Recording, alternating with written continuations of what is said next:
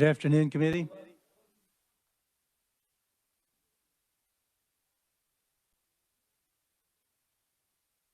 This afternoon, we're going to work some bills, but first, are there any bill introductions?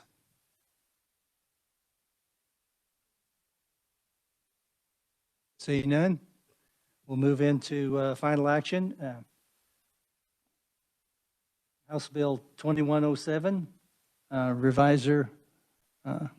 Would you please brief us on the bill, please?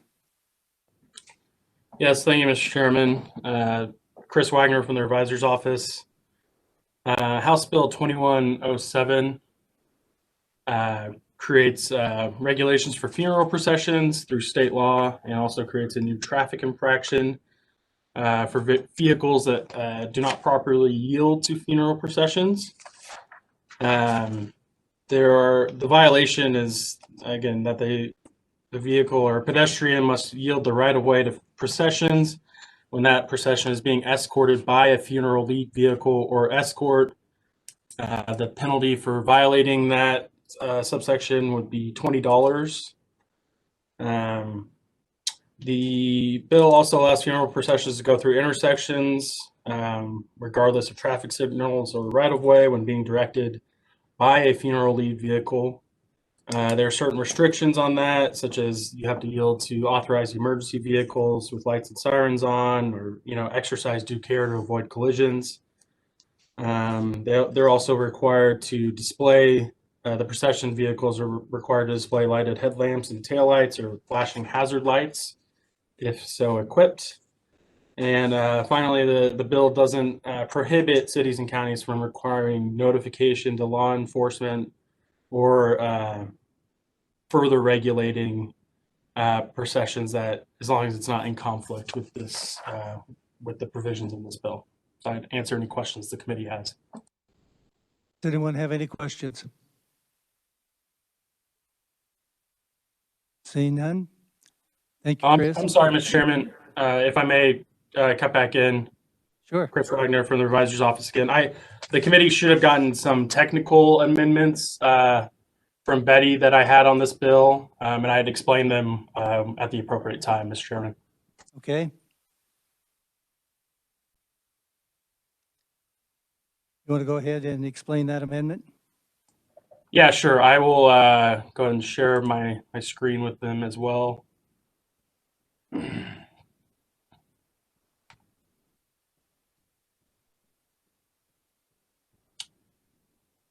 All right, you should hopefully have that there for you. The first page, just a simple section change. I caught the uniform flying schedule by accident. And finally, at the end, the big part is just thinking about more about where these provisions would go. They will probably go in the Uniform Act regulating traffic on highways. So I just wanted to be sure to add that at the end so we could pick up all those terms and definitions, which is standard procedure for any new bill or language that goes into the Uniform Act. So I'd be happy to explain that if I need to the committee. Anyone have any questions about the technical changes? Seeing none, Representative Delperdang. Thank you, Mr. Chairman. I move the committee recommend House Bill 2107 favorable for passage. Second by Representative Ballard. Is there discussion? Representative, you want to move add the amendment to it? Okay, so I do have an amendment here. And pass it out again. Sure, appreciate it. No, this is not the technical amendment. I'm sorry. We can go ahead and go with your amendment. That's fine. And we'll do the technical afterwards.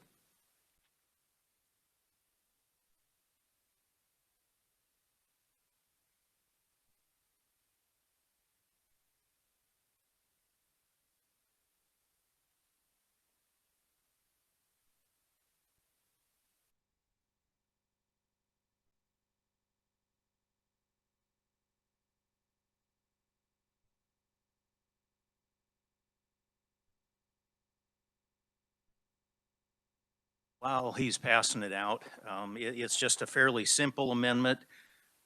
We discussed the other day when we were hearing the bill, where the bill specifically on line 20 of the first page there, it was for agencies and groups designated to escort military funeral processions. I simply added in "and first responder," so that would catch the police, fire, et cetera, et cetera. Seconded by Representative Hoheisel. Are there questions? Representative Hoheisel. Thank you, Mr. Chair. And thank you, Mr. Vice Chair, for bringing this amendment. Chris, I have a quick question, if I could, for the reviser.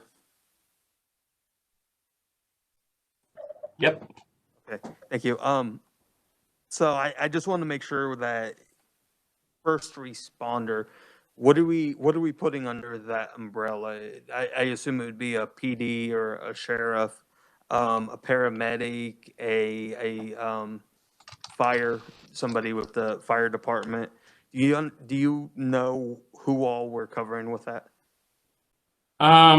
It's not a defined term. I mean, it is defined in the statutes to include, I mean, not in this bill per se, but there is like a definition in a statute that would include emergency medical service provider, law enforcement, fire department. So I think it's an understood term to include those groups. I would also include that the term funeral escort, if you go to the beginning of the definition, means a person or entity that provides escort services for funeral processions. And that just including language is, I think, kind of specifying specifying that these certain groups apply. But I think the general definition is pretty wide as it is. Okay, in your opinion on this, would jail guards or prison guards fall under first responder?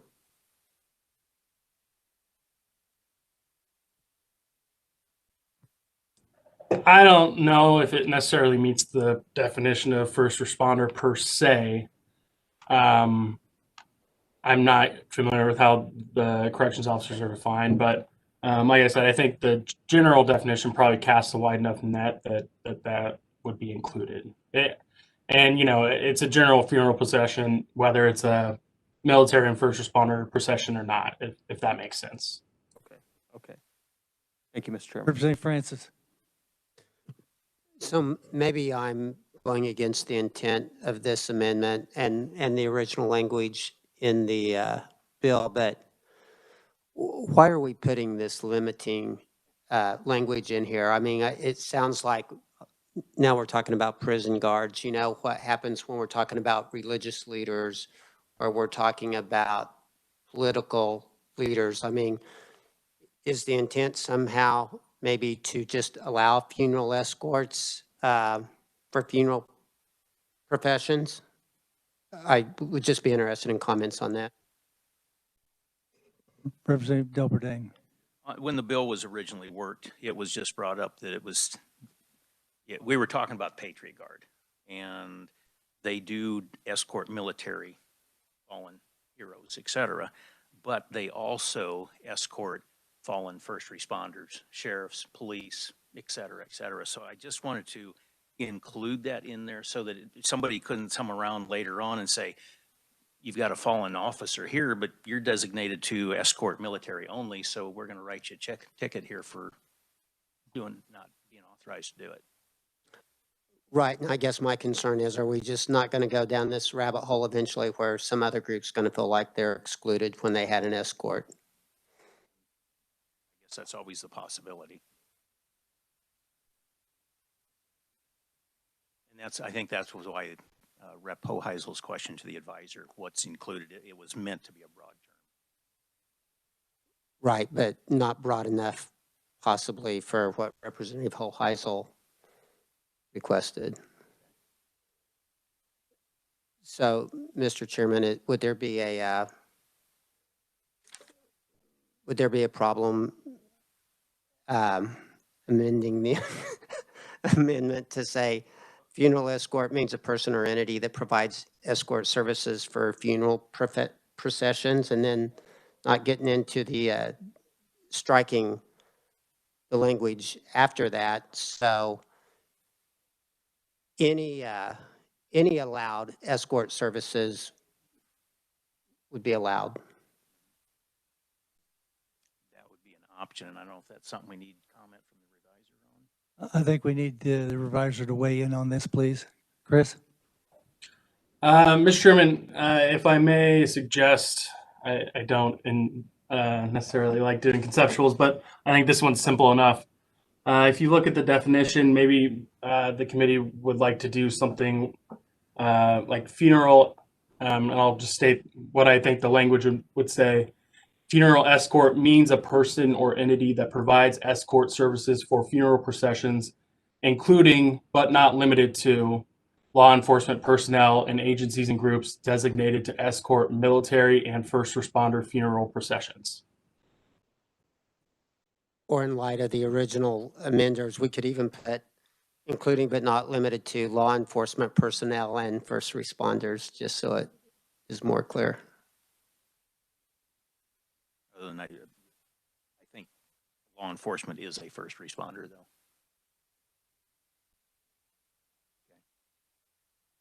Okay.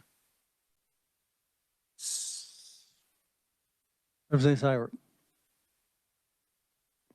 Thank you, Mr. Chair. I think we're getting pretty nitpicky here because it says, the way I read it, provides escort services for funeral processions. That would include anybody in my book, and it also includes law enforcement personnel and gives them just a little bit of clarity for their service to their job, okay? So I don't think we need to do anything other than what it is, and I will be voting for this amendment, nothing else. Representative Proctor? Thank you, Mr. Chairman. This may be a question for the revisor or for the other folks in the room here, but as I read that Block C, and I hate to belabor this, I think the clause including law enforcement personnel and agencies and groups designated doesn't refer to the person having the funeral. It refers to the person doing the escort. So that not limited to would not fix the problem that we're talking about. I think the other representatives' suggestion that we just take out military and just say designated to escort funeral processions, then any funeral procession would fall under this act.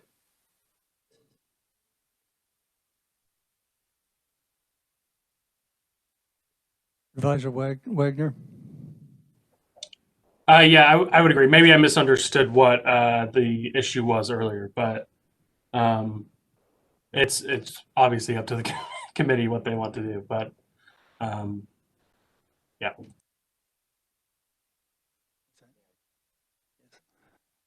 Representative? Okay, so question back to the revisor. I believe it's the consensus that instead of adding and first responder, we simply strike military. And if that's the case, is that something we need a new amendment from you, or can we do it here while we're working the bill? I think that's simple enough that again, I'll read it off if you want to change your motion to that, and make sure the committee knows what they're voting on with the amendment. Mr. Chair, Yes. I withdraw my second. Representative Hoheisel? I withdraw my second on the amendment so we can change it. Okay. The amendment has been withdrawn, and Mr. Wagner, would you proceed with what we will take a look at now? Yes, so the intent is to now just strike military, if I'm understanding correctly. The new language would read, funeral escort means a person or entity that provides escort services for funeral processions, including law enforcement personnel and agencies and groups designated to escort funeral processions.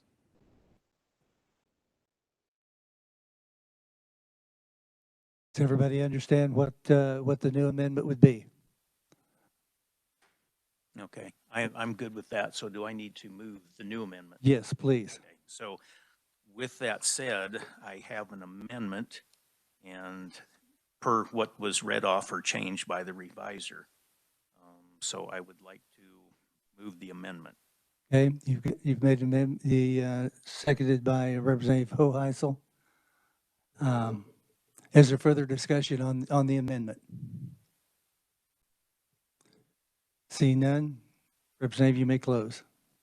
Thank you, Mr. Chairman. I appreciate everybody's discussion on here. We're just trying to make sure we put the right thing out. So with that, I close. Okay, you've heard the motion to amend by Representative Delperdang. All those in favor signify by saying aye. Aye. Opposed, no. The ayes appear to have it. The ayes do have it. We're back on the bill as amended. Representative Delperdang. Thank you, Mr. Chairman. We do have the technical amendment that was read by the advisor's office earlier. So I would like to move the technical amendment, please. Okay, there's a motion. Is there a second? Representative Proctor seconds. Is there discussion on the amendment, technical amendment? Hearing none, Representative Delperdang, you may close. I appreciate the revisor bringing this to our attention, and I close on the amendment. You've heard the motion by Representative Delperdang to amend. All those in favor signify by saying aye. Opposed, no. The ayes appear to have it. The ayes do have it. Now we're back on the bill as amended. Is there further discussion? Representative Delperdang. I'm sorry, Representative Howe. Thank you, Mr. Chairman. I have a question of clarification for the revisor. Sure. Mr. Revisor, or Mr. Wagner, is this considered new law? Yes, it is, other than the changes in the uniform fine schedule, which is current law. Okay, and my follow-up question is, will this state law supersede any local ordinance already in place? So, and I should clarify the uniform fine schedule. The new penalty is new law, but that is a current statute. But to your question, going to page 2, I don't think it would necessarily invalidate any city or county ordinance or resolution, but they can. It has to not be in conflict with the provisions of this bill. So that's in line 33 and 34 on page 2. So it doesn't. This bill does not prohibit cities or counties to require processions to comply with an ordinance or resolution not in conflict with this bill. Okay, thank you for the clarification. I yield back, Mr. Chairman. Did you get everything answered that you wanted? Yes, sir. Okay, Thank you, good. Mr. Chairman. So further discussion. Representative Delperdang. Thank you, Mr. Chairman. I close on House Bill 2107 As amended. as amended. Sorry about that. That's fine. Committee, you've heard the motion to pass House Bill 2107 as amended favorably. All those in favor signify by saying aye. Aye. Opposed, no. The ayes appear to have it. The ayes do have it. We'll move on to House Bill 2164. Revisor Wagner, would you brief us on that, please? Yes, thank you, Mr. Chairman. Chris Wagner from the Revisor's Office. Again, House Bill 2164 would require drivers to proceed with due caution when passing stationary vehicles displaying hazard lights. They need to take one of two actions upon approaching such a stationary vehicle. If they're on a highway with at least 2 lanes going in the same direction, then that driver must change lanes away from that stationary vehicle with regard for the road, weather, and traffic conditions. Or if they're not traveling on a highway with 2 lanes in the same direction, or changing lanes would be unsafe, then the driver must approach with due caution, reduce speed, and again, take regard for the road, weather, and traffic conditions. There's a new penalty associated with this new new requirement, and the penalty is $45. I'd be happy to answer any questions. Representative Proctor. Thank you, Mr. Chair. So I'm looking at the bill as it's uploaded in the legislative site right now, and there are two highlighted fines on here, or italicized fines. On page 6, line 42, 43, unlawful operation of an electric assisted scooter. Is it an error that's italicized, or did we add another penalty of some kind in here? Oh, I'm sorry, Chris Wagner from the Revisor's Office again. I should have probably explained this committee when I was briefing this bill. That is just a revisor technical change. At some point in the past few years or whatever, we amended the uniform fine schedule twice. So there was 2 versions created of that statute. So that electric assisted scooter penalty is already current law. It's just this will fix having 2 uniform fine schedules, if that makes sense. So I'm sorry I didn't bring that to the committee's attention. Okay, thank you. Thank you, Chris. Further discussion?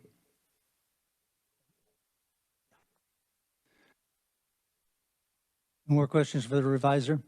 Okay. Representative Delperdang. Thank you, Mr. Chairman. I move the committee recommend House Bill 2164 favorable for passage. Second by Representative Hoheisel. Is there discussion? Are there questions? Seeing none, Representative Delperdang, you may close. I close. You've heard the motion by Representative Delperdang to pass House Bill 2164 favorably. All those in favor signify by saying aye. Opposed, no. The ayes appear to have it. The ayes do have it. It's passed out. Next, we'll move on to House Bill 2165. Revisor Wagner.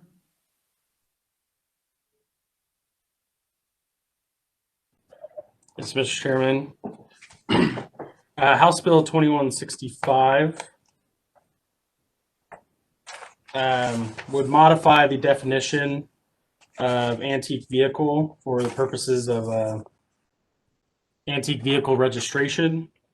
The new modified term would read that the definition of antique would apply to any vehicle that is more than 35 years old, regardless of the age or type of components or equipment installed on the vehicle. I'd be happy to answer any questions. Are there questions for the revisor? Hearing none.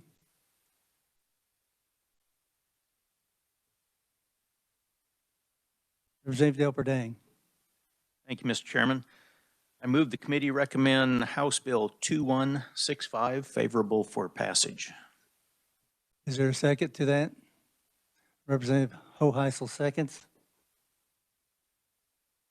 Just discussion. Representative Proctor.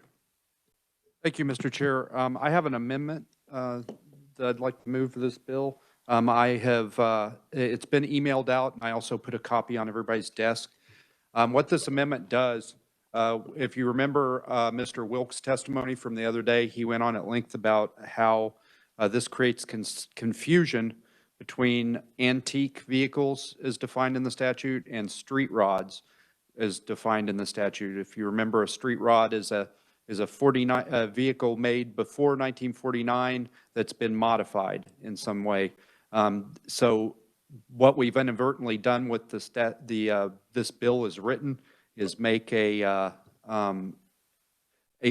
street rod also an antique, but an antique not necessarily a street rod. So if your vehicle's older than 1949, it's both. And so what this amendment does is strike street rod from the statute or from the bill and references to it. I didn't get a chance to contact all the witnesses, but I did contact Christian Robinson, who submitted testimonies from SEMA in DC, and he was supportive of this amendment, as was Mr. Will.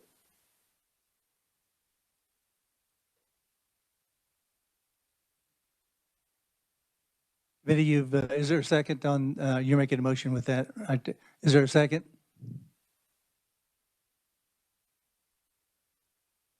Representative Neely seconds. Is there discussion? Are there questions? Representative Hoheisel. Thank you, Mr. Chair, and thank you, Representative Proctor, for bringing this amendment and trying to at least attempt to address the individual's complaints from, I believe, yesterday. I'm not sure where I am on this amendment yet. I believe this does intend to fix the issues with the hot rods. So I'm going to support this amendment now with the caveat that if I look into it a little further and kind of, if I think it messes with the intent on the overall bill, maybe run an amendment on the House floor to strip it back out or fix it in the Senate. But as of now, I will support this amendment. Thank you. Representative Seibert. Thank you again, Mr. Chair. Just a question for the maker of the amendment. Does this treat the street rods the same as the antique vehicle then? Thank you for the question. Yes, this basically a street rod will become just an antique vehicle. And my concern is if you've got a vehicle older than 1949 and you go to the treasurer's office to get your tags, it's the treasurer's choice whether they're going to classify it as a street rod or an antique. And the street rods actually cost you more money. So the treasurer would probably pick the street rod option. But I think the other thing, there wasn't a fiscal note for this, but there's a fiscal note for the previous generation of this bill last year. And I think that they counted all these vehicles in that fiscal note. So I don't think that this would have any impact above what we already anticipated with the change that's in the original bill. Okay, thank you. Representative Delberdane. Representative Ballard. Yes, Mr. Chairman, I just need a clarification. It's for my own education. Okay, so the big difference between an antique car and a street rod is the year? So in the current statute before the bill that's under consideration, an antique car was older than 35 years and had not been modified at all. And the reason this bill came up is because if you change the tires, you've modified the car, right? But inadvertently with the bill as it was written, a street rod is also an antique car under the antique car definition, but an antique car isn't a street rod unless it's made before 1949. So if you get into cars that are 1949 or earlier, they're both. And it's up to somebody to decide how they're going to charge you for that vehicle. All this, by striking street rod, anything older than 35 years is an antique, and there's no such thing as a street rod. And, whether it's modified or not modified, it's an antique. Please, go ahead. So basically, by doing this, then you take out that choice of you're deciding whether it's an antique or a street rod, and it's just considered an antique. Right, because it's not clear in the original bill who's going to make that determination. I would imagine at my county treasurer's office, not that I don't love our county treasurer, but they would say it's a street rod and charge me the street rod charge. But I would have an argument and I could sue them because the statute also says my car should be tagged as an antique. So basically this amendment removes that conflict from the bill and the statute. Thank you, Mr. Chairman. Representative Hoheisel. Thank you again, Mr. Chairman. I have a question for the maker of the amendment. So when you go in and get a tag for a hot rod, that tag looks different than an antique tag, correct? So that's the question that I was not able to get answered before I walked in here, is whether the plate is different, but the registration, the fees are different. The registration of a street rod is every year. The registration of an antique car is one time. Okay, And I still understand, I do understand what you're trying to get at here. My issue, I guess, kind of would be, have you talked to any street rod clubs? Do they like the street rod tag? Or would they be willing, because this would, I assume, abolish the street rod tag altogether. Would they rather have the antique looking tag, or what, do they like their street rod tag? And if anybody else on the committee knows what a street rod tag looks like, please weigh in, because I'm unfamiliar if they're two different ones that are the same. The street rod tag looks nicer. So that would be, I guess, one concern that, like I said, I'm still going to support this amendment, but that may be one concern that bubbles up before we work this on the House floor. Thank you, Mr. Chair. Representative Weigel. Thank you, Mr. Chairman. I think there is a tag called a street rod tag, is it or not? Does anybody not know for sure? I seem to recall something like that, which brings up, that was just an afterthought. The question is,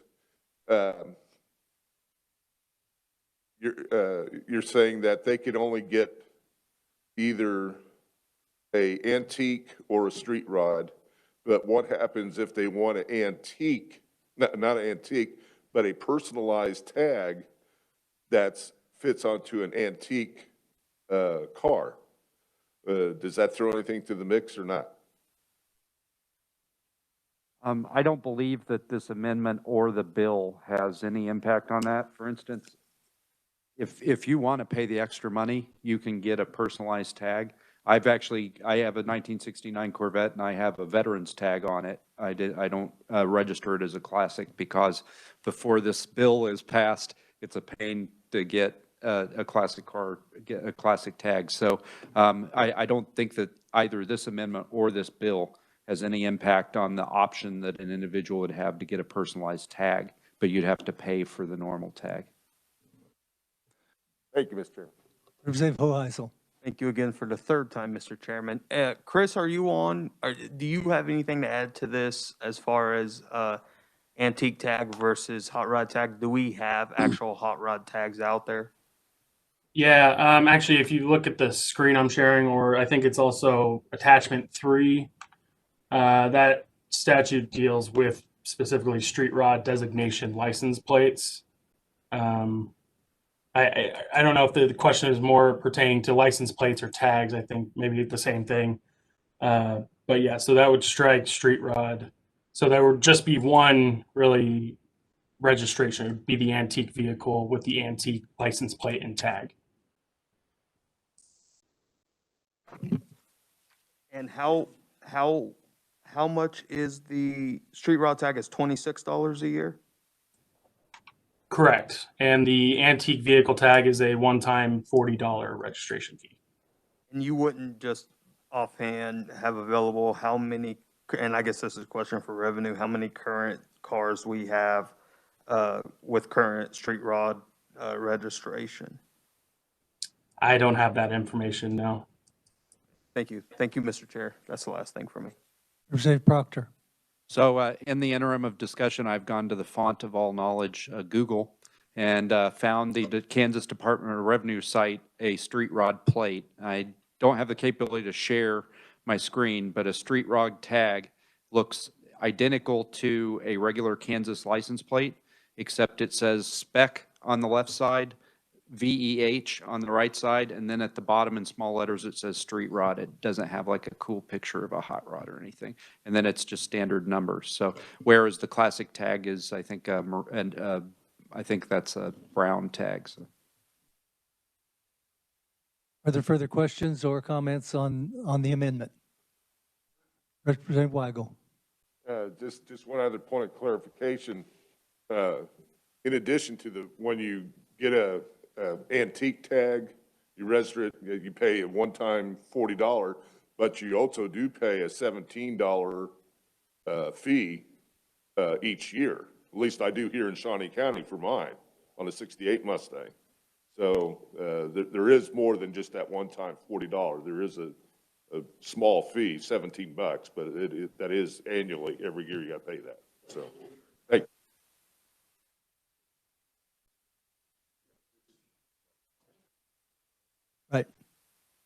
There is the $17 fee. Any other questions? Any other thoughts?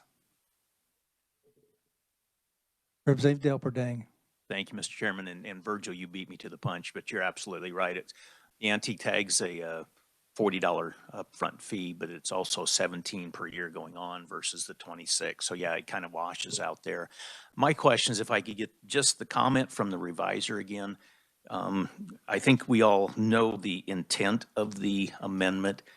Reviser's opinion, does this clear it up? Does it help eliminate some of the question, or does it muddy the water? I mean, I don't know if that's really for me to answer. I will say it will probably take out that option of whether someone would register as a street rod or an antique. Because, yeah, I think there are some situations where they could be one and the same. Okay, thank you, Mr. Chairman. Any further questions? Representative Howe. Thank you, Mr. Chairman. While I generally support the intent of this amendment, I haven't had a chance to visit with my constituents about it, so I'm not sure how they would respond. I've got quite a few car enthusiasts in my district as well, and so that's my only comment. So. Anything else? See none. Representative Proctor, you may close. Thank you, Mr. Chairman. I close on the amendment. You've heard the motion by Representative Proctor to amend. All those in favor signify by saying aye. Aye. Opposed, no. The ayes appear to have it. The ayes do have it. We're back on the bill as amended. Mr. Chairman, if you don't mind if I jump in real quickly. Please do. Chris Weiner from the Reviser's office, as you all know. I just wanted to say, since we adopted that amendment, I just wanted some reviser discretion. Since we're pulling in these new statutes, there might be some further technical amendments that I would like to make. So I just wanted to get the approval to do that. I think that's pretty customary. Does anybody have any objection to that? Seeing none, you have that authority. Thank you. Thank you, Mr. Chairman. Representative Delperdang. Thank you, Mr. Chair. I assume there's no other amendments then? I haven't heard anything from anyone. Okay. Well, then I would like to close on House Bill 2165 as amended. You heard the motion by Representative Delperdang to Representative Hoheisel. Oh, you second. I'm sorry. Thank you. I got ahead of myself. You've heard the motion to pass House Bill 2165 as amended. All those in favor signify by saying aye. Aye. Opposed, no. The ayes appear to have it. The ayes do have it.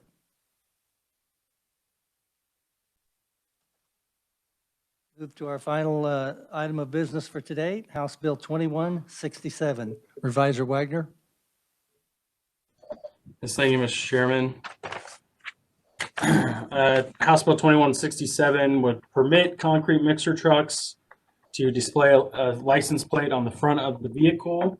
And the bill would also require dump trucks with a gross weight of 26,000 pounds or more to attach a license plate to the front and not the rear of the vehicle. Subsection E on page 2 would require a law enforcement officer to issue a warning citation to anyone violating the dump truck license plate provision, but they only have to give that warning citation through January 1st, 2022. I'd be happy to answer any questions. Other questions for the reviser? Seeing none, thank you, Chris. Representative Delperdang. Thank you, Mr. Chairman. I move the committee recommend House Bill 2167 favorable for passage. Seconded by Representative Ballard. Is there further discussion? Does anyone wish to ask any questions? Hearing none, Representative Delperdang, you may close. I close. You've heard the motion to pass House Bill 2167 favorably. All those in favor signify by saying aye. Aye. Opposed, no. The ayes appear to have it. The ayes do have it. Thank you, committee. We've accomplished a lot this afternoon, and I appreciate it. Our next scheduled meeting is for Tuesday, February the 9th, and we will hear House Bill 2015, 2166, 2169, and 2194. With that, we are adjourned.